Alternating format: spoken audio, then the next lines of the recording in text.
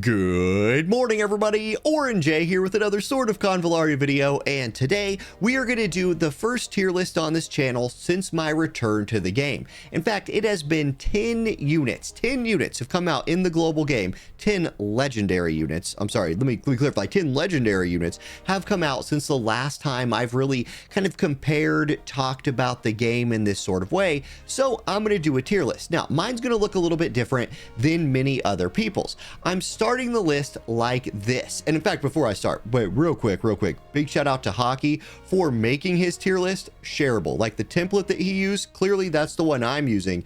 It's clean, man. It's clean. Like I went to Tier Maker, couldn't make something that looked this good. So big shout out to him and the other content creators. Honestly, I've watched all of their latest videos to kind of help inform this one for me. And I've read about all the characters, played with a lot of them. Anyway, here's mine. So what I did first, all these characters in green, these are characters that were in the game the last time I quit. And the comment I want to make here is power creep has definitely happened. There's not a lot of characters that I would still consider tier 0 that I had on my old account, and I had everybody. So Safia and Coco are, in my opinion, the only two tier 0 characters in global that existed when I first played my original account. Now, many of the characters I do feel like haven't aged that bad. August, Homa, Etta, Gloria, Inanna, and Akambe, I still feel like they're in that tier 0.5. Maybe back in the day, they were in that tier 0, but they've kind of slid down now. Gloria, for example, I'll always be a fan of characters that can increase the movement of your team. Her damage just isn't quite what some of the other damage dealing characters are right now. And then like Inanna, I mean, giving somebody else another turn is still really OP. I'm gonna have a hard time moving her down really far ever on these lists. Some characters like Cole, I would have had Cole higher. Simona, I feel like she's always kind of existed in that like high to mid tier. Beryl is somebody for me who fell off a little bit. She definitely used to be a top tier destroyer. Now I think she's kind of a mid tier destroyer, especially when compared to, you know, the guy I just pulled recently who can hit the entire map. More on him later. Anyhow, then other characters, like I don't think Tidon is terrible. A lot of people have Tidon in the bottom. I still like myself a Tidon. I think he has usefulness like as a physical tank in some boss fights, those kind of things. I will say I'm sad that like Mytha and Fakal, I moved them to the bottom tiers. It's tough, like it's a tough world for them. They're clearly the freebies. I don't, and I pulled Garcia. Like on my new account, Garcia was my newbie banner pull. I almost re-rolled because she just isn't really good. So anyway, I'm not gonna talk about all these old characters. There's where I have them. And for this video, if they have that green box around them, that means they are old, or they're more than 10 units old. Now, what I'll do in the past is when I make a new tier list in the future, I'll use different colors to indicate characters that I'm moving up in tier or that I'm moving down in tier. And if they don't have a color around them, you know, that'll just mean they're staying put. So I won't always have these up there kind of clogging up the tier list. But for today, that's how I wanted to start this one. So boom, there's all of those characters, kind of just my thoughts on them. And you can see where they are. Now, let's go through here and put the new characters in. And we're going to start with Leonid. Now, one thing I've done a lot is I've gone to sites like No Potion here, read through all these characters can do, watched other content creators. I haven't really found too many people who think this guy belongs anywhere but the bottom. In fact, I'm not really sure like where Leonid fits into the game, if you know what I'm saying. Like, is this guy a tank? He's kind of a tank. Is he a DPS? He's kind of a DPS. Leonid for me goes right here in the bottom of the breaker category. Like, if he was a bit more of a tank, I think I could move him up, but he's not a defender, he's a breaker. And like when I'm looking at his kit right here, he's got lots of things that make me feel like he would be a decent tank, except his preempt is on a 3-turn cooldown. If this was on like a 1-turn cooldown, I think he would be maybe a tier up. I still don't think it fixes him, and I haven't really seen anybody raving about how good Leonid is, so I feel like my gut feeling about him is right. He just belongs down here in characters that don't really do anything that good. Tier 3, but again, like I'll always say with this game, keep in mind, it's sort of Convallaria. If you like this dude, you could play him. He's better than a lot of SR characters in the game, but if you in tier 3, there's probably some SR characters that are better than you. Let's move forward. Now, the next one is super easy as well. Pomina. This character goes right up here. And I remember when this game came out, there was this like desert of really good breaker characters, and then like Homa and August came along and really solidified how much better they were than the other breaker characters that we had in the game. Pomina is a step above them in my opinion. She has an incredible her taunt, for example. She can leap and AoE taunt. Like, that's really better than most tanks in this game. She also has she's a spear user, but she's got crazy good range. She just does so many things well. She like tanks better than, you know, like some of the tanks in this game do, and does more damage than other DPS characters in this game do. Her counterattack is really powerful. I wished it counted as a counterattack in terms of like gear, considering it that's kind of weird, but it heals her, so she's got self-sustain. She is an excellent character, and I'm very happy that I accidentally pulled her while going for SP Safia on my re-rolling. Okay, next up is SP Rawia. Now, SP Rawia is a seeker character, and that's an interesting thing to me. I think she is very good. I think she's up here with Safia, and that's high praise for me. So the thing with SP Rawia is she's just doing all of these attacks. Like, she's attacking all the time. Sunny Spirit is giving her buffs, giving her all these extra attacks. She's just a character that we get to play in the new story missions, or some of the new event missions, and I loved playing her in there. I think she's crazy. She has resolve, damage 3, damage reduction 3 for 2 turns. Like, this skill's insane. She's got so much going on in her kit. She does a lot of damage. She does some nice AoE damage. I haven't got to play her yet outside of using her in the story, but from what I hear about her and what I'm reading, I think she belongs up here in tier 0 for a seeker. If you have more to add on her, she's one of the characters that I haven't really got to have my hands on that much yet. Now, speaking of characters in that same vein, Tyr,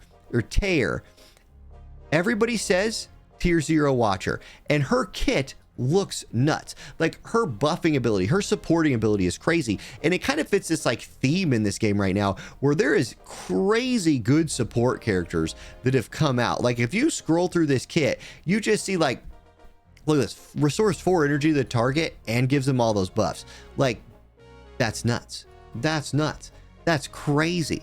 I love characters that can recharge energy and give movement. She can do that with that skill. She's got healing. She's got buffing. She's just a support character that, if we go back to the tier list, like, if I had to be short and concise, I wish I had her on my team, because she does so much of what other characters do, all wrapped up into one kit. And when you're playing gacha games, a lot of times this is what happens as the game gets like older and older.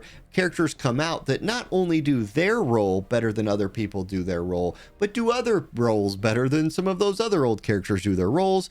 And Pomina, Tyr, I don't know if I'm saying it right, I'm bad at names, both kind of feel like that to me. They both kind of feel that way to me. Anyway, back to the list. SP Safia. Now, this is a character that I do have, and like, if I was putting these in order from left to right, I would do this.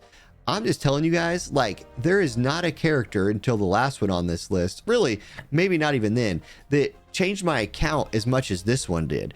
Pomina was tanking and doing damage for me, but SP Safia, oh my goodness, like, she heals. Her range is crazy. She's healing all over the map. Like, she does her thing, and she can, you know, give you the extra attack or group buff, and then she's like, you get heals, and she's like the Oprah Winfrey of healing for nothing. She just does it for free at the end of her turn. She's like, heals. She's just buffing and healing all over the map, and you don't even have to cast the ability. Now, she has healing abilities. You can also heal people and give them more things to do. She's an insane support character, and fitting that mold of, like, yeah, we just have insane supports in this game right now, and it's really a useful thing. Okay, another character I don't have a ton to say about is Tristan.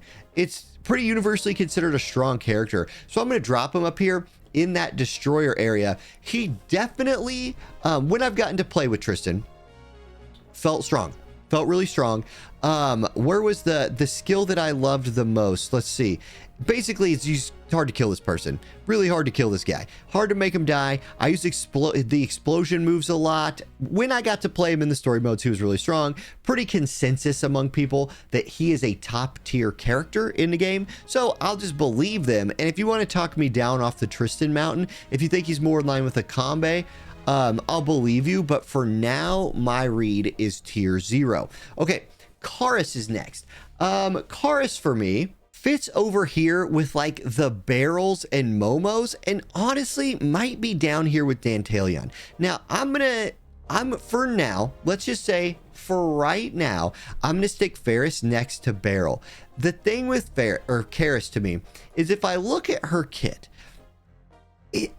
I want it to be good. Like as I'm reading through this thing, I feel like there's a whole lot she does. But when one of your best moves has to prepare for a turn, man, like this move is insane. If this didn't have to prep for a turn, I would like her a lot more. I'd move her up. That was my biggest takeaway reading through her kit. When I was thinking about like who I want to pull for my new account, I've always liked the look of this character, but as reading through the kit, it just didn't seem to compare to the Pominas of the world or the Tristans of the world or some of the other units that had come out. So I just think she's like mid.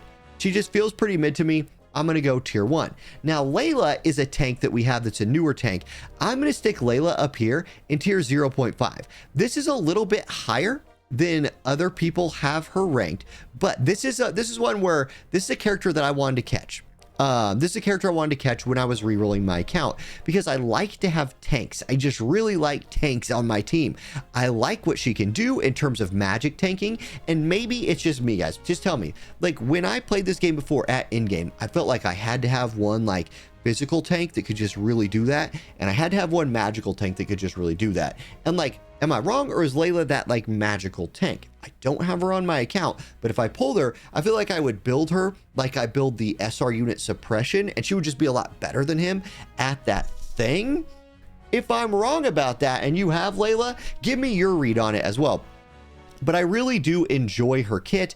I think she's a little better than some people give her credit for. I just wonder if people don't use her because they just don't need another tank in their lineup, or they are using maybe like an SR unit to fill that role. So my read on her is tier 0.5. That's definitely a character I would like to hear more about in the comment section. Now, Agata is the next character we're looking at.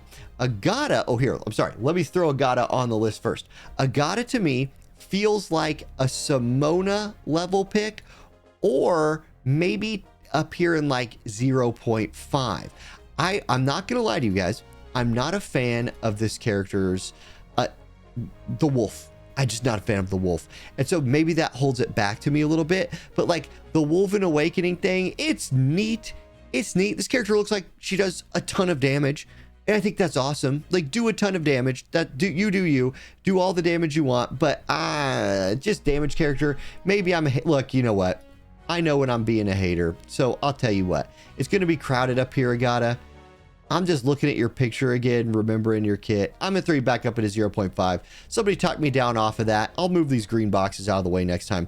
That's where I got Agata for now. And then lastly, Kavare, another super easy tier 0 pick. So Kavare, there's a couple things I really like about Kavare.